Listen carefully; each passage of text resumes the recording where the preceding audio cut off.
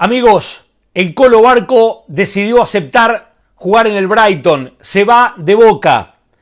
Y Boca, les cuento esto como noticia de última hora, hay dirigentes reunidos a esta hora en el club, ha tomado la decisión de que el jugador debe ejecutar la cláusula. No acepta ninguna oferta como la que llegó en las últimas horas desde el Brighton por el 90% del pase, para pagarlo en dos partes, por una operación que ronda con distintos objetivos los 10 millones y medio de dólares. Es cláusula o nada, con lo cual será el jugador quien queda expuesto en este tipo de circunstancias porque hace uso de la cláusula de salida, que es de 10 millones de dólares.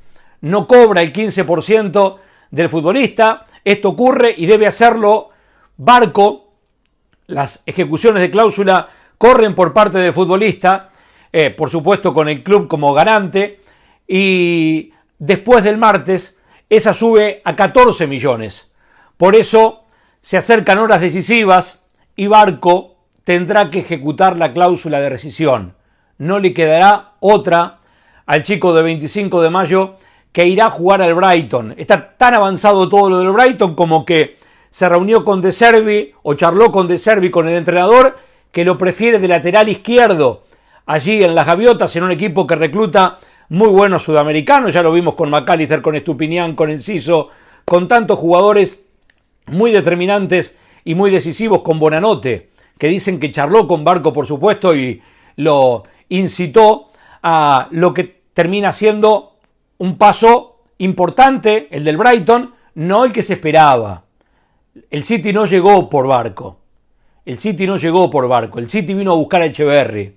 Después planteemos esto de qué es Barco y qué ha sido Barco, que pareciera haber sido el jugador del 2023, porque el hincha de Boca lo adoptó pronto, porque en un Boca mustio él despertaba cierta ilusión, generaba cierta expectativa, pero no terminó siendo el jugador determinante, el jugador decisivo. Fue un muy buen futbolista, tal vez el mejor en promedio de Boca, pero sin ningún partido consagratorio. ¿Cuál partido consagratorio de Barco recordás? Con River no funcionó, en la final de la Copa Libertadores en el Maracaná tampoco. Aquel partido con Pereira que levantó a la gente para el gol de Varela, el centro pase a Varela para revertir una situación de angustia que se vivía por entonces en la Bombonera, fase de grupos de la Copa Libertadores. Gol a los venezolanos después, pero no mucho más, no mucho más.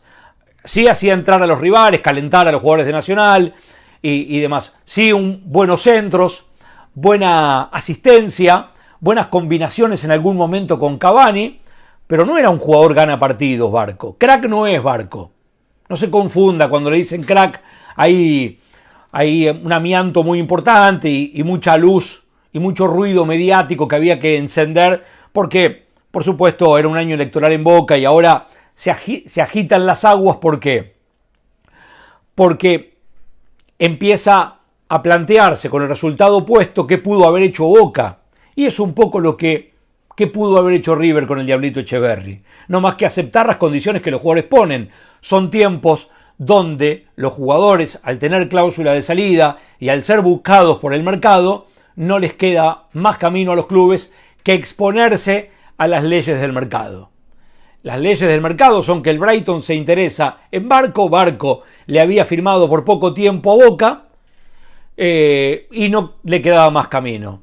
Sé que esta semana Boca le dijo a Barco: ¿cuánto querés ganar? Pones vos los números del contrato.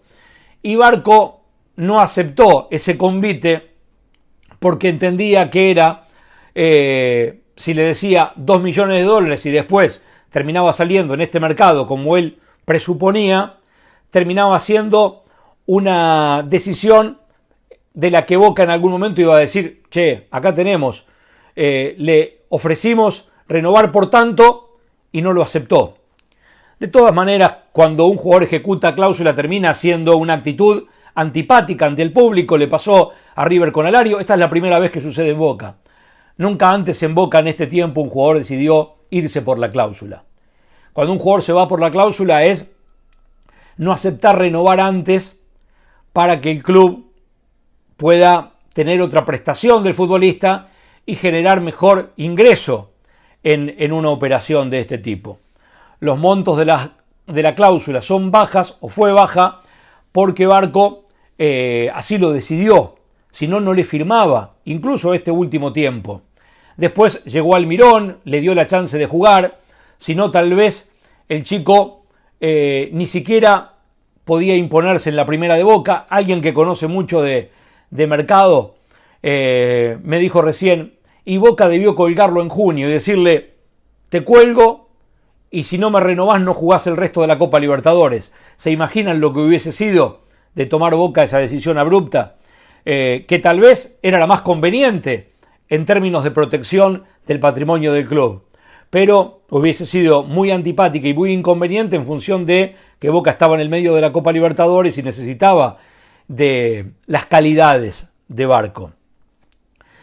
Más allá de que en Boca creen que se exageró demasiado, que la prensa exageró demasiado en las virtudes de este joven, que, insisto, buscó protegerlo y hasta renovarle el contrato, pero el chico con mucha personalidad decidió hasta acá llegamos, porque en la última renovación ya tenía una posibilidad de salida.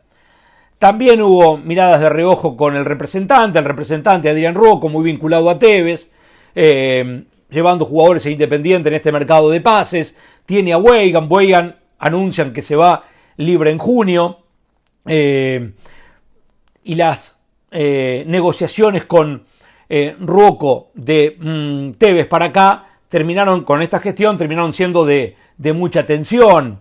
Barco está muy emparentado a Rocco y Rocco está muy emparentado y es muy afín a todo lo que provenga del macrismo en el fútbol. Pero no tiene que ver con esta cuestión, ni es Rocco el responsable, ni nada.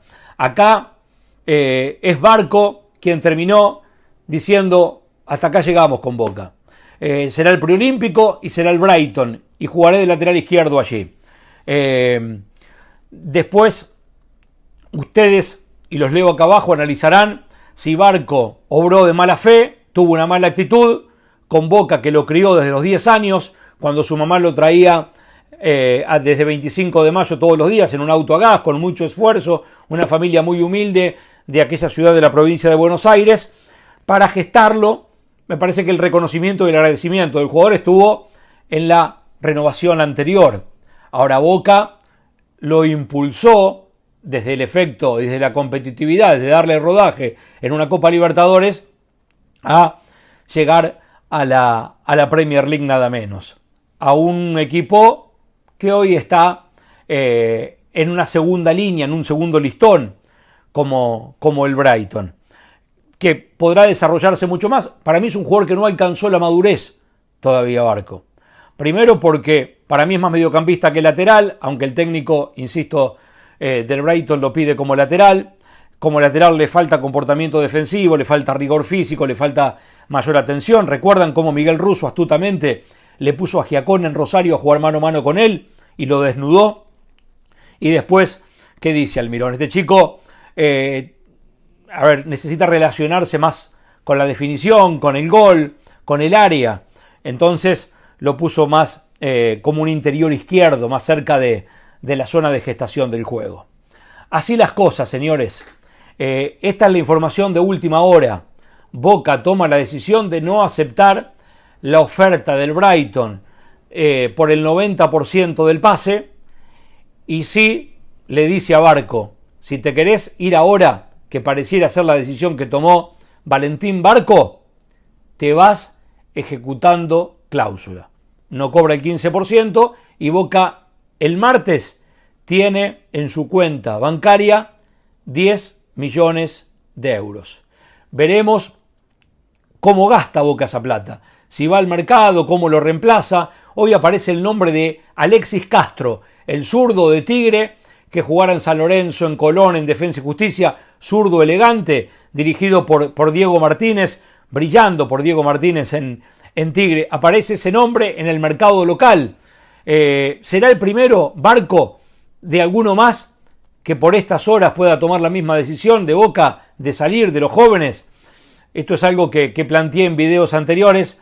porque es inevitable que una franja de 19 a 21 años con 100 partidos en la primera de Boca, X Fernández, Medina, sean buscados y requeridos por el mercado internacional. Sobre todo porque Europa, la elite, busca jugadores sudamericanos. Ya lo vimos con Echeverri y ahora lo estamos vivenciando en este mercado de pases y en este enero agitado con Valentín Barco, que se va ejecutando cláusula al Brighton de la Premier League. ¿Qué les parece, hinchas de Boca? Los leo. ¿Cómo obró Barco? ¿Qué pudo hacer Boca?